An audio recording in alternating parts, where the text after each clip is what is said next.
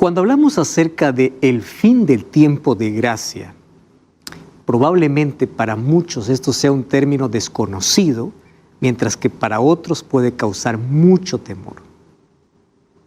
Nadie sabe cuándo es la última vez cuando el sol se pone sobre la tierra y la gracia haya terminado para siempre, para todo el mundo. ¿Qué significa que la gracia se cierra? Significa que no habrá más oportunidad de arrepentimiento. Nadie más te suplicará, nadie más te predicará, nadie más te dirá que es necesario arrepentirse. La gracia se cierra cuando Cristo sale del santuario. Hoy vamos a hablar sobre ese tema. Y estoy como siempre aquí, con Biblia en mano, y quiero darte la bienvenida a tu programa Biblia Fácil. Ya sabes que puedes estudiar la Biblia con nosotros y puedes hacerlo a través de esta dirección virtual, de este sitio web, estudielabiblia.com, y allí puedes elegir qué curso estudiar. Tenemos una variedad de estudios bíblicos. Puedes estudiar por WhatsApp, puedes llegarte el curso de manera física o también en formato digital. Pero vamos a comprender más sobre Jesús y sobre este tema realmente interesante. Un día la puerta se va a cerrar. La pregunta es, cuando la puerta se cierre, ¿de qué lado estarás? ¿Dentro o fuera? Vamos a abrir la Biblia y antes pedimos que Dios pueda conducirnos en el estudio de su palabra. Querido Dios, miles y miles de personas en este momento están viendo este programa, están escuchando por radio y queremos pedir tu bendición a través de tu palabra. Que hoy pueda caer la venda de nuestros ojos, podamos ver el tiempo en el que vivimos y podamos ver cuán cerca está tu venida. Por favor, ayúdanos a comprender de que necesitamos hoy aprovechar el tiempo que tú nos das de gracia. Que esa gracia nos cubra, nos salve, nos transforme. Que nadie pueda rechazar tu sacrificio, tu perdón, y que todos podamos un día llegar hasta tu presencia por tu gracia. Vamos a abrir tu palabra. Que tu Santo Espíritu pueda conducirnos en este estudio. En el nombre de Jesús. Amén. Muy bien, nuestro tema de hoy tiene que ver con el fin del tiempo de gracia. Este es un tema realmente interesante y todos nosotros debemos conocer en qué momento eso termina. Si tú piensas que hoy vamos a hablar de fechas, pues no vamos a hablar más de fechas, porque la Biblia no dice la fecha en la cual Jesús termina su ministerio sumo sacerdotal. Pero encontramos ciertas evidencias bíblicas para saber en qué momento nos encontramos. Lo que sí podemos saber es qué sucederá cuando la gracia se haya cerrado. ¿Qué evidencias muestra la Biblia de que no hay más oportunidad para el ser humano? ¿Estamos cerca o lejos de eso? Vamos a ver eso entonces en nuestro estudio de hoy. Mientras tanto, nuestro primer texto está en Hebreos capítulo 4, versículo 16. Esa es la invitación de Dios para el mundo. Acerquémonos pues confiadamente al trono de la gracia para alcanzar misericordia y hallar gracia. Me encanta cómo en un solo verso que es tan pequeño, 2 veces se menciona la palabra gracia. Acércate al trono de la gracia porque lo que vas a encontrar allí es gracia. ¿Sabes cómo me encanta pensar en la gracia de Dios?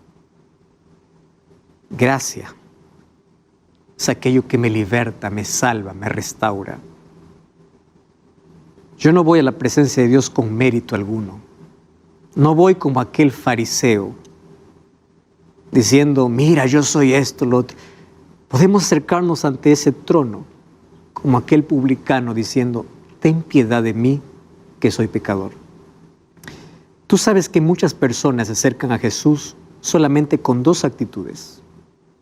La primera es la actitud farisaica, colocando sus obras, sus méritos, pensando que merecen todas las bendiciones y hasta la salvación. Y otro grupo de personas se acerca como el publicano, diciendo, ten misericordia de mí y cúbreme con tu gracia. Y hoy podemos acercarnos a ese trono de gracia para poder encontrar oportuno socorro. ¿A qué trono? Ya vimos nosotros aquí, durante toda esta temporada, que el trono de Dios está en el santuario celestial. Y ya analizamos aquí incluso varias profecías que hablan sobre el santuario.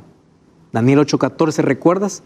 2300 tardes y mañanas el santuario será purificado. Esa profecía comenzó en el año 457 y las 2300 tardes y mañanas nos llevan hasta 1844. Cuando Jesús ascendió al cielo en el año 31, fue para ser nuestro mediador e intercesor. Pero la purificación del santuario, que es la obra bifásica de Jesús, es decir, su ministerio se divide en dos fases. Primero como intercesor y luego como intercesor y juez.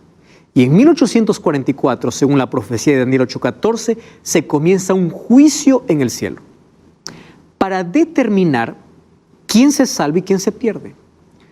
Todos los nombres de aquellos que dicen creer en Dios pasan por ese juicio. Y aquellos que aman a Dios y hacen la voluntad de Dios, en ese juicio significa buenas nuevas, porque Cristo coloca sus méritos en nuestro favor y uno sale justificado. Pero aquel que dice creer en Dios, pero no hace la voluntad de Dios, entonces en este juicio va a pasar o no va a pasar. Simplemente se va a colocar que es un falso creyente, aquel que dice creer, pero no hace la voluntad de Dios. Por eso Jesús dice, no todo el que me dice Señor, Señor, entrará en el reino de los cielos. Para eso tiene que haber un juicio. Apocalipsis capítulo 22 dice, he aquí yo vengo pronto y mi galardón, recompensa para dar a cada uno conforme fuere su obra. ¿Cómo va a dar la recompensa a Dios? En base a un juicio que se realizó. Y ese juicio lo vivimos desde el año de 1844. Según Hebreos 9:23, también las cosas celestiales necesitan ser purificadas. ¿Purificadas de qué? De los registros de nuestros pecados. Y así como aquí en la tierra se purificaba una vez al año el santuario terrenal, en el cielo la purificación de ese santuario comenzó con un juicio desde 1844. Eso nosotros ya hemos hablado, si es la primera vez que estás viendo este programa, puedes revisar los programas anteriores, y ahí hemos visto las fechas exactas hasta el momento que Jesús entró, primero al cielo, luego al lugar santísimo, para poder efectuar una obra de intercesión y de juicio. Lo interesante es que Cristo no estará allí para siempre. Un día Cristo saldrá de allí y un día la humanidad se quedará sin intercesor. Y cuando no haya más intercesión, no habrá más perdón. Porque cuando Cristo salga, se habrá terminado la oportunidad de salvación para toda la humanidad. Mientras eso todavía no sucede, la invitación es, acerquémonos pues confiadamente al trono de la gracia. Un día la súplica se acaba. Un día nadie más te va a rogar para que aceptes el Evangelio. Un día nadie más te va a predicar. ¿Por qué sabemos que hoy Cristo todavía intercede? Porque el Evangelio continúa siendo predicado. Porque el Espíritu Santo sigue convenciendo al mundo de pecado. Eso es lo que está haciendo. Pero un día la puerta se cerrará. ¿Qué puerta? El libro de Apocalipsis, capítulo 3, versículo 7, dice lo siguiente. Escribe el ángel de la iglesia en Filadelfia. Esto dice el santo y el verdadero, el que tiene la llave de David. Llave significa autoridad en profecía. El que abre y ninguno cierra. Pero cuando cierra, ninguno abre. Fíjate qué interesante. Esta oportunidad es llamada como una puerta, abierta para que todos puedan accesar. Por eso dice Pablo, acerquémonos confiadamente.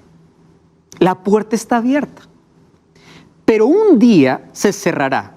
Ahora, cuando Cristo abre la oportunidad, nadie lo podrá cerrar. El diablo podrá hacer todo lo que quiera para poder impedir, mas la voluntad divina siempre se cumple. El problema está que cuando Él cierra, nadie también podrá abrirlo. Y es interesante porque cuando analizamos este texto, más allá del contexto donde el cual fue escrito, está hablando de que Cristo tiene autoridad para abrir y cerrar. Mientras esté abierta, habrá oportunidad. Mientras esté cerrada, habrá terminado para siempre. En Mateo 24, Jesús contó que su venida será como la venida o como el diluvio, como en los días de Noé. Y es interesante que ahí en Mateo capítulo 24, dice que mientras Noé estaba construyendo el arca, o entró incluso al arca, todos estaban comiendo, bebiendo, haciendo su vida. Hoy, el mundo está viviendo un secularismo impresionante. No le interesa más Dios, ni siquiera la palabra de Dios. Incluso dentro del mundo religioso, personas abandonando la palabra de Dios, personas diciendo que quieren actualizar la palabra de Dios para dar rienda suelta ¿a qué? A la popularidad, a lo que dice la gente, para caer bien a todos. Cuando en la Biblia encontramos principios establecidos, como en los días de Noé. Los días de Noé eran días de violencia, de corrupción, de degeneración completa. ¿Mas qué cosa sucedió? Me interesa lo que dice el libro de Génesis capítulo 7, versículo 16. Mira qué cosa es lo que ocurrió y eso también ocurrirá antes de la venida de Jesús. Génesis capítulo 7, versículo 16. Dice así: los que entraron, hablando de los animales, que eran macho y hembra de cada especie, como lo había mandado Dios. Y termina diciendo el versículo: y Jehová cerró la puerta. Y el versículo 17 dice: y el diluvio vino sobre la tierra y duró 40 días, 40 noches. Interesante.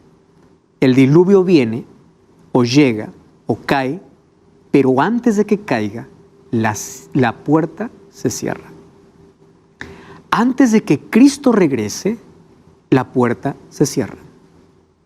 Jesús dijo: yo soy la puerta.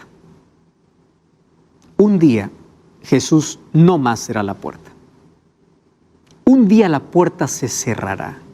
La oportunidad que ha sido tantas veces despreciada se acabará. Por eso no juegues con las invitaciones ni con la voz de Dios. Dios cerró la puerta. Eso dice Génesis capítulo 7, versículo 16. Y cuando Dios cierra la puerta, por más que Noé haya intentado abrir la puerta, no se puede. Porque lo que Dios cierra, nadie abre. Eso significa que hoy estamos viviendo un tiempo de gracia que tiene que ser aprovechado. Dios está llamando a sus hijos. ¿Y de qué sirve una gracia abierta cuando hay un corazón cerrado? De nada. Hoy el mundo está ensordecido por tantas voces de placer y diversión que no escucha más la voz de Dios. Y cada día que pasa es un día menos de gracia. No sabemos con fecha exacta cuándo Cristo va a abandonar el santuario, pero sabemos que esa gracia se va a terminar. Cristo va a dejar de ser nuestro intercesor.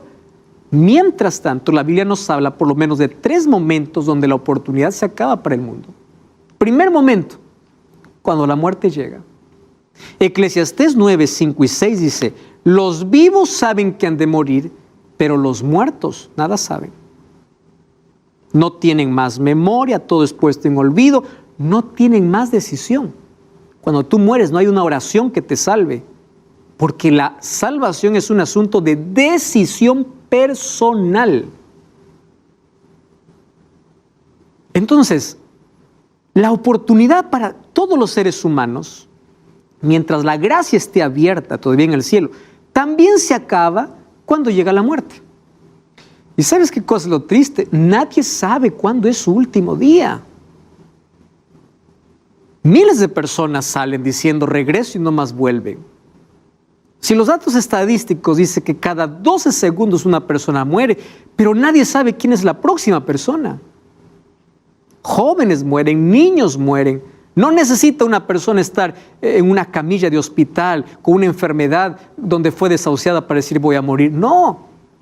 La muerte es inesperada, es una tragedia, es nuestro mayor enemigo, nuestra mayor amenaza.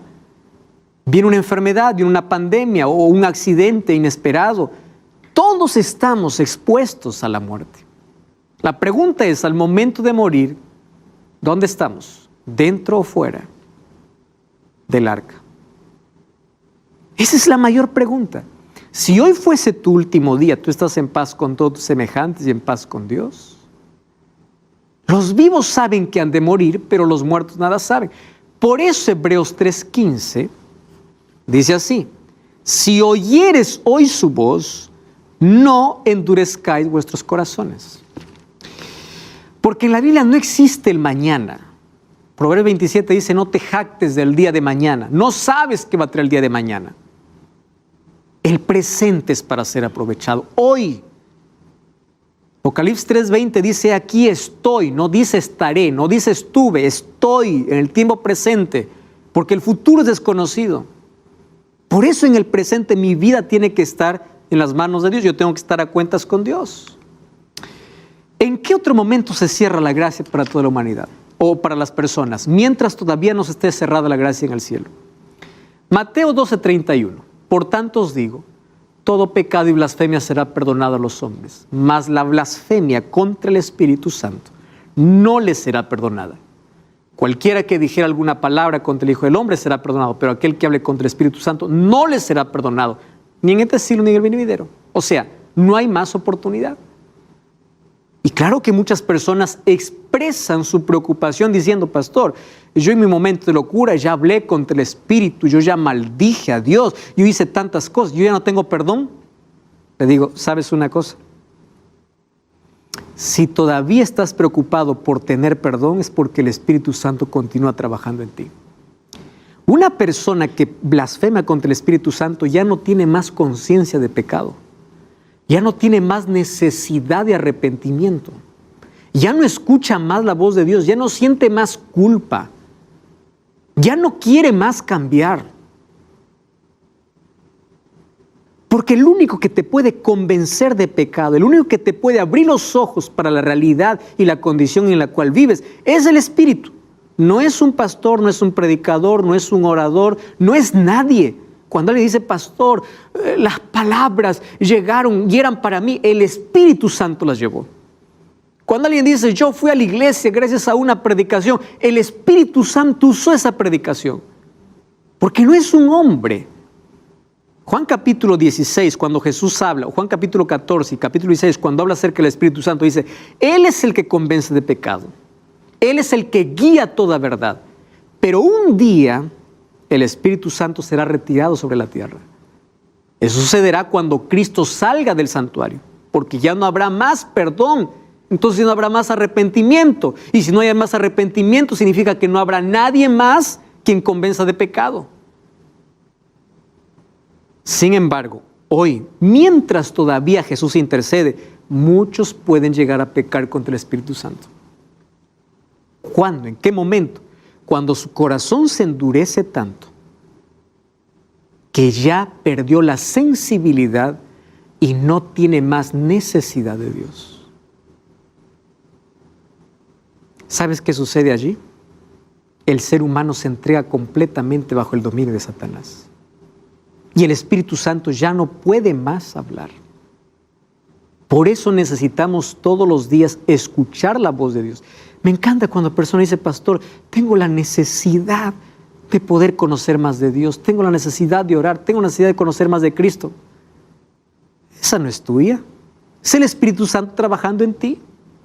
Cuando la persona dice: yo no me siento cómodo, yo caigo en pecado, pero estoy incómodo, me duele, sufro, yo le prometo a Dios cambiar, pero nuevamente caigo, le pido perdón. Le digo: levántate, porque mientras tengas conciencia de pecado y necesidad de salvación, el Espíritu Santo sigue trabajando en ti.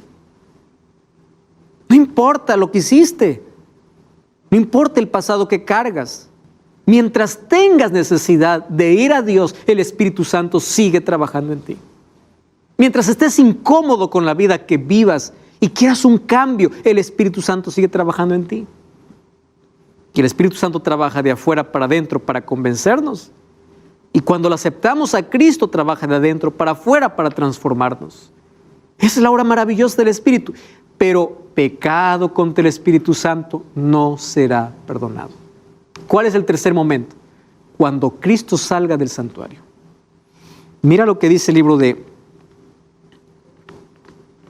Apocalipsis capítulo 22, versículo 11. Dice allí: el que es injusto, sigue injusto. El que es impuro, sea impuro. El que es justo, practique la justicia. El que es santo, santifíquese. O sea, el justo ya no puede ser injusto, porque no hay más oportunidad. ¿Cuándo ocurrirá eso? Cuando Cristo salga del santuario. Tú sabes que lo triste es que cuando Cristo sale del santuario, el Espíritu Santo es retirado de la tierra. Y hoy hay millones de personas que ya no escuchan más la voz de Dios. Y para miles de personas el Espíritu Santo se está retirando. ¿Sabes qué cosa es lo que me llena de tristeza? Mira lo que dice el libro de Ezequiel, capítulo 3, versículo 27. Ezequiel, capítulo 3, versículo 27. Dice así: pero cuando yo te haya hablado, abriré tu boca y les dirás, así ha dicho Jehová el Señor. El que escucha, que escuche. Y el que no quiere escuchar, que no escuche, porque son rebeldes. Dios no puede romper nuestra libertad.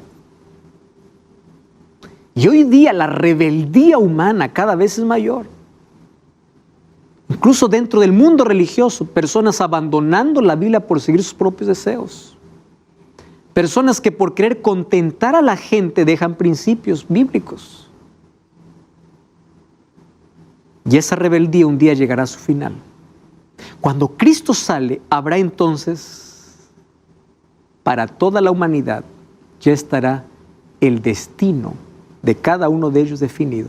Porque cuando Cristo deje el santuario, el que es justo, el que es injusto es injusto. Es decir, el destino de todo ser humano habrá sido definido.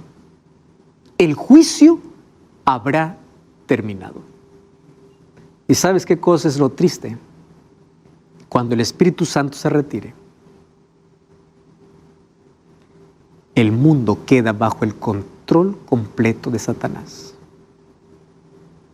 La Biblia dice que vendrá sobre la tierra un tiempo de angustia cual nunca hubo.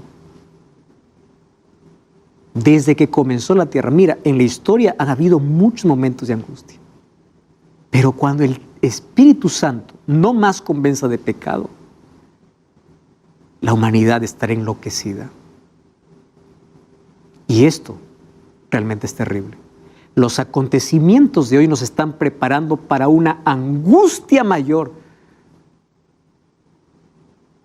Cuando el Espíritu Santo se vaya, los seres humanos que no tienen el sello de Dios o no han aceptado a Cristo en su vida, quedan bajo el dominio completo de Satanás. ¿Recuerda lo que dice el Evangelio? Que cuando Judas se levantó, Satanás tomó posesión de él. Porque la última oportunidad que él tuvo es cuando Jesús lo lavó los pies, incluso sabiendo que lo iba a traicionar. Esa última oportunidad lo desperdició. Cruzó la línea. Y finalmente dice el libro de Lucas 22:3 que Satanás entró en él. O sea, Satanás tomó el control completo de su vida. Mira lo que dice este texto, Jeremías 30, 5 al 7. Así ha dicho Jehová: hemos oído voz de temblor, de espanto y no de paz. Inquirid ahora y mirad si el varón da luz. He visto que todo hombre tenía las manos sobre sus lomos, como mujer que está de parto. Se han vuelto pálidos los rostros. Oh, cuán grande es aquel día, tanto que no hay otro semejante a él. Tiempo de angustia para Jacob, pero de ella será librado. O sea, los hijos de Dios van a pasar también por ese tiempo de angustia. ¿Y de qué trata la liberación? Del encuentro con Dios. Porque entre que Jesús sale del lugar santísimo y su venida, los días son pocos. Y la liberación viene. Sin embargo, va a haber angustia. Y va a ser cuando Cristo salga del lugar santísimo. Va a haber angustia para los hijos de Dios y angustia para los impíos. Los impíos por las plagas que caerán sobre la tierra, y para los hijos de Dios una angustia mental y una angustia física. La angustia mental porque todos se preguntarán, ¿mis pecados habrán sido perdonados? Porque saben que no hay más gracia. La angustia física porque estarán huyendo. La Biblia habla de una persecución en el tiempo del fin. De aquí te voy a mostrar ese texto bíblico.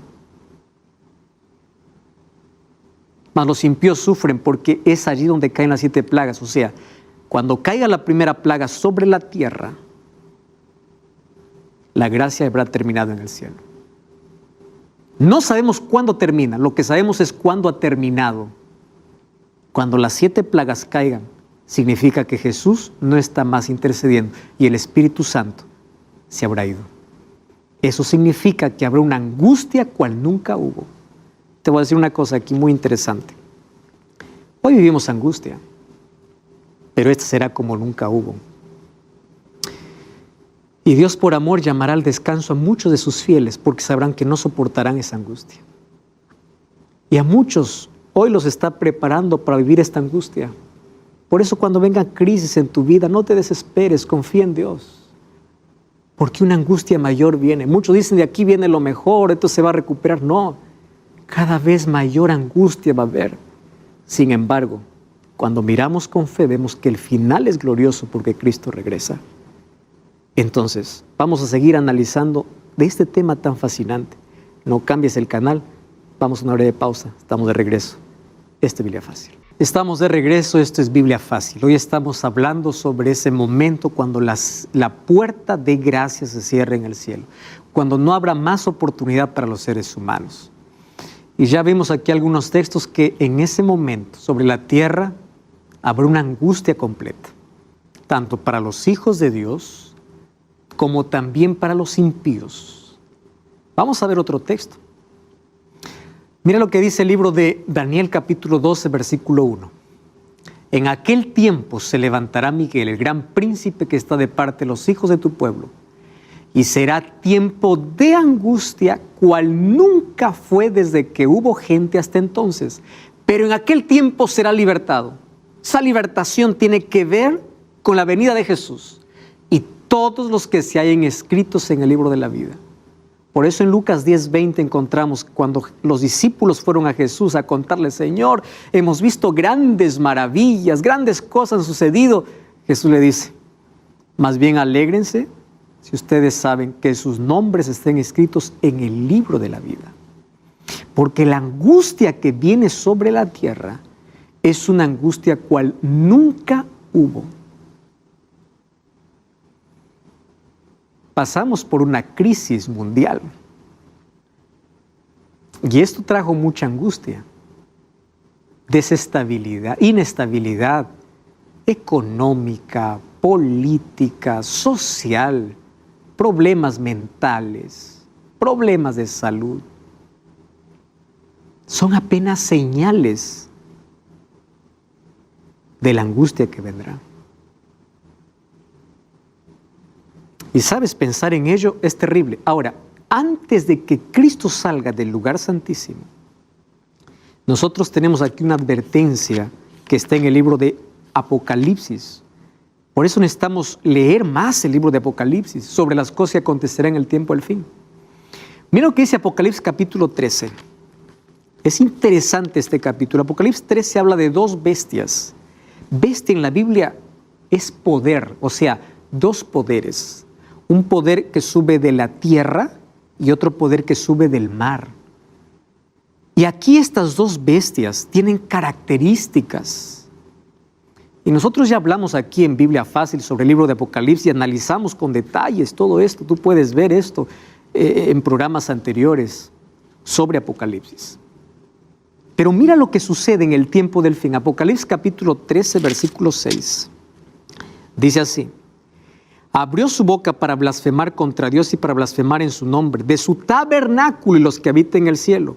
Y hizo guerra contra los santos y los venció.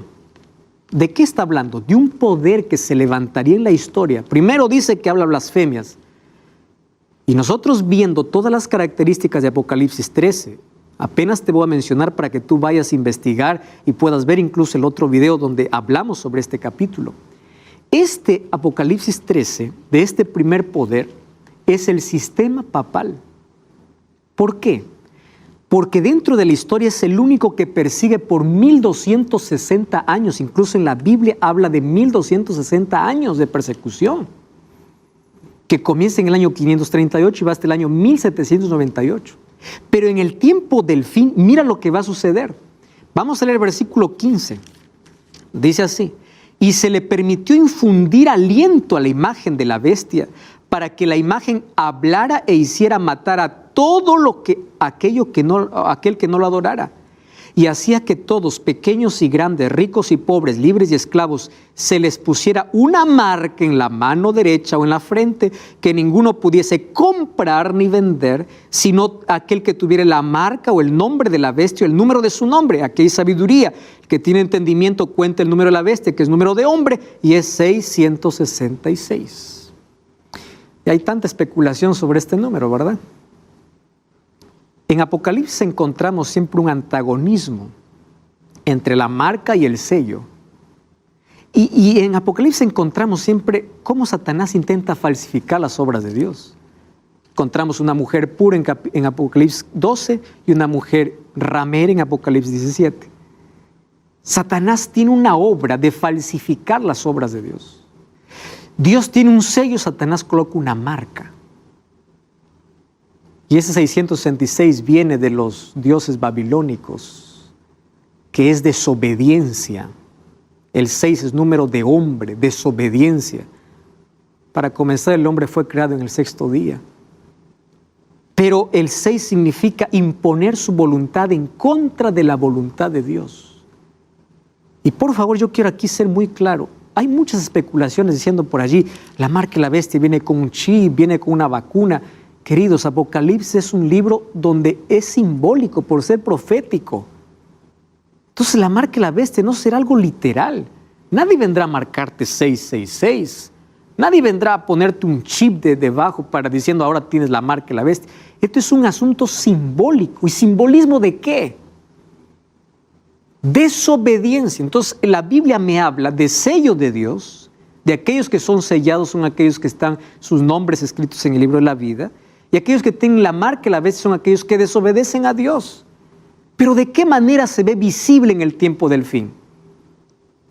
Vamos a ver si esto no es una copia de Satanás. Mira, vamos al libro de Deuteronomio capítulo 6, Antiguo Testamento.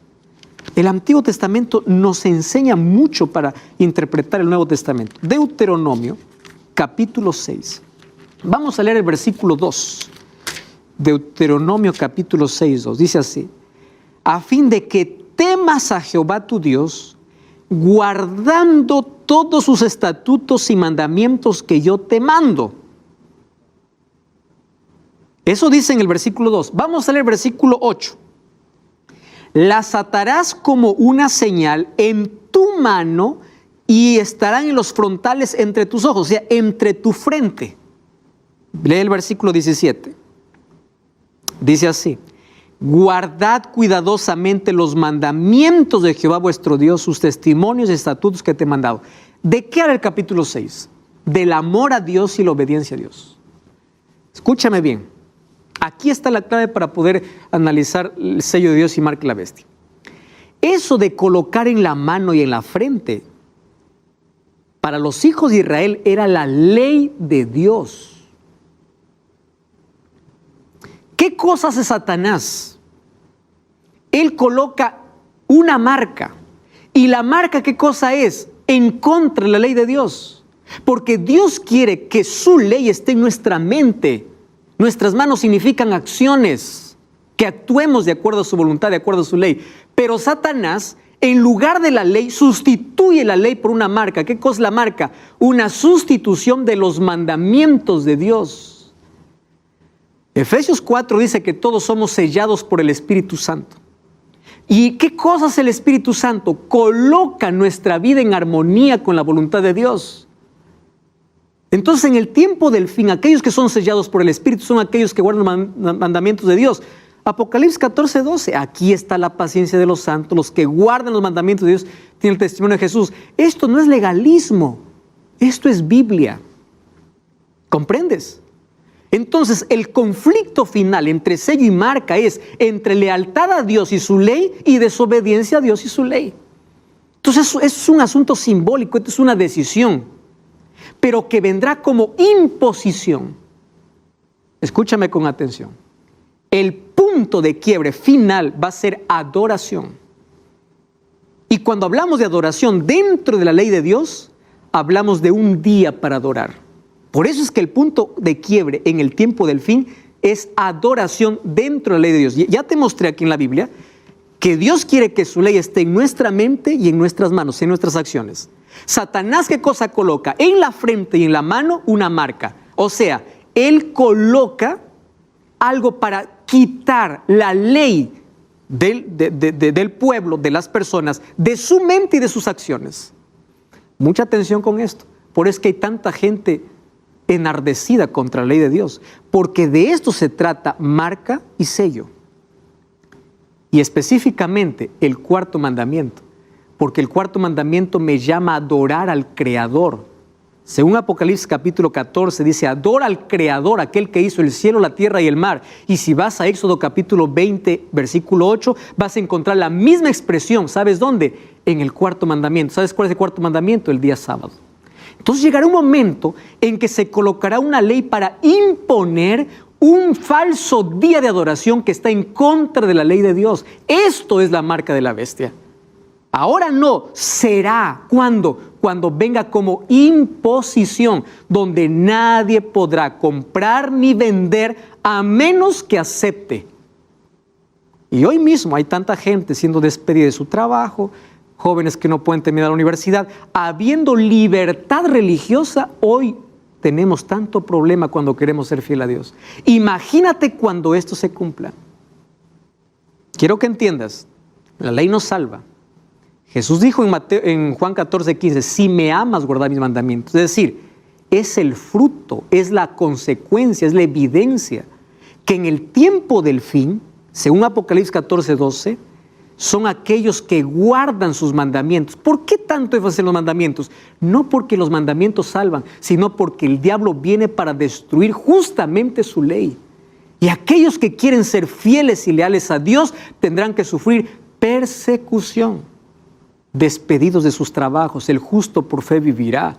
Y aquí comenzará, ¿qué cosa? Una persecución. Dice que tendrá poder, ¿para qué? Para matar a aquel que no lo adore. ¿Estás entendiendo cómo este asunto es tan serio? Entonces ahí está, marca y sello. Tiene que ver con adoración, con lealtad, con fidelidad a Dios. La pregunta es, ¿cómo se va a hacer eso? Entonces ya vimos que aquí el sistema papal está en como el primer poder de Apocalipsis capítulo 13. Porque él dice que habla contra blasfemias contra Dios. Ya vimos aquí, por ejemplo, que el único que dijo ser Dios en la tierra es el Papa. El Papa León XIII decía, nosotros somos Dios en la tierra. Eso es una blasfemia. Quien se atreve a perdonar pecados en lugar de Dios es una blasfemia. Persigue a los hijos de Dios durante 1260 años. Eso está en la historia está manchada de sangre. Entonces ese primer poder representa ese poder papal. Pero un día recibió una herida de muerte. Eso también dice Apocalipsis 13. Quiere decir, se le quitó su dominio y su autoridad. ¿Cuándo sucedió eso? En 1798. Cuando Berthier, que es un general de Napoleón, le quitó toda su autoridad al Papa Pío VI. Pero también dice Apocalipsis 13 que esa herida será sanada. Y claro, y toda la tierra se maravillará, dice, y todos irán en pos de él. Y tú ya viste tantas declaraciones que hoy incluso están en contra de la palabra de Dios. Pero hoy te voy a mostrar otra cosa. Esta es una encíclica escrita por el Papa Francisco, llamada Laudato Si. Este está disponible para la venta, puedes comprar incluso digital. Mira, apenas tiene 190 páginas. Aquí habla sobre el bien común. Aquí habla sobre cómo cuidar el medio ambiente. Tú sabes que esta encíclica hoy está siendo estudiada por la ONU y varios gobernantes lo han aceptado, solo que detrás de esto hay un contexto religioso. Y dice que el mundo necesita para cuidar el medio ambiente un día de descanso. ¿Cuál crees que pone? ¿El que dice la Biblia o el que la Iglesia Católica colocó? Domingo, dice. Es apenas una propuesta. Viste que el trasfondo es lindo. Y aquí en esta encíclica nosotros vemos que hay un acercamiento tremendo. Hoy tú puedes ver un acercamiento entre todos los presidentes y líderes del mundo. Si tú revisas en la historia, cuando la Casa Blanca daba alguna bienvenida al Papa, recuerda que los Estados Unidos fue formado por los padres peregrinos que venían huyendo de la persecución del Papa. Pero después se arreglaron las relaciones y hoy estos dos poderes van juntos. Líderes de todo el mundo, tanto budistas, tanto islam, musulmanes, lo aceptan. Hay puentes creados, el mundo se sorprende, el mundo ya lo adora, hay un acercamiento. La pregunta es, ¿cómo esto se va a poder? Porque hay hoy día tantas ideologías, izquierda, derecha, filosofía, el marxismo por un lado, comunismo, capitalismo. ¿Cómo se va a unir todo? Tiene que haber alguna cosa que una a toda la humanidad. Una preocupación que une a toda la humanidad. Medio ambiente. ¿Estás entendiendo? Entonces, a través de una cosa que une a toda la humanidad, va a venir, y cada vez vemos cada vez más cerca el cumplimiento de esta profecía. Tú sabes que los mayores ricos de este mundo piensan que la solución para los problemas de este mundo es que haya un gobierno global. ¿Sabías de eso? Esto ya viene desde hace mucho tiempo. Y quiero decirte una cosa muy seria aquí. COVID-19 vino para enseñarnos que el mundo sí se puede unir por una causa. Todo el mundo. Que las cosas pueden cambiar de un momento para otro. Eso sí nos enseñó. ¿Entiendes? Entonces las profecías se van a cumplir exactamente como dice la Biblia. Pero ya te dije que entre los más ricos del mundo dice que debe haber un orden, un nuevo gobernante mundial. Y ahora te voy a mostrar un asunto realmente serio. Tú sabes que hace algún tiempo, corto tiempo, apareció otra encíclica del Papa Francisco llamado Fratelli Tutti, que traducido sería Fraternidad Universal. Yo quiero que prestes atención, porque eso también está disponible para todo público. Algunas cosas que dice aquí. Esta es la propuesta de un gobierno mundial con poder ejecutivo, dotado de poder, que esté por encima de los estados y lleve adelante una agenda global. Que los gobiernos nacionales entreguen su poder a ese gobierno mundial. ¿Cuál es el objetivo? Solidaridad. ¿Te das cuenta que hay un punto que puede unir a todos? Los masones aplauden esta idea. Los líderes religiosos cristianos y musulmanes, algunos los llaman el mayor regalo de Francisco. Muchos católicos, sinceros obviamente, expresan su descontento. Muchos de ellos dicen, este no es el cristianismo de la Biblia. Incluso el monseñor Vígano, que es un arzobispo católico, dice, esto parece ser escrita por un masón. Vicente Montesinos del Canal Católico dice, la jerarquía del Vaticano lleva adelante un plan globalista y masón. No es momento de callar, el que esté con Bergoglio está contra Cristo. Lo dice así, de manera clara. Esto puedes buscar allí, está en fuentes oficiales en internet.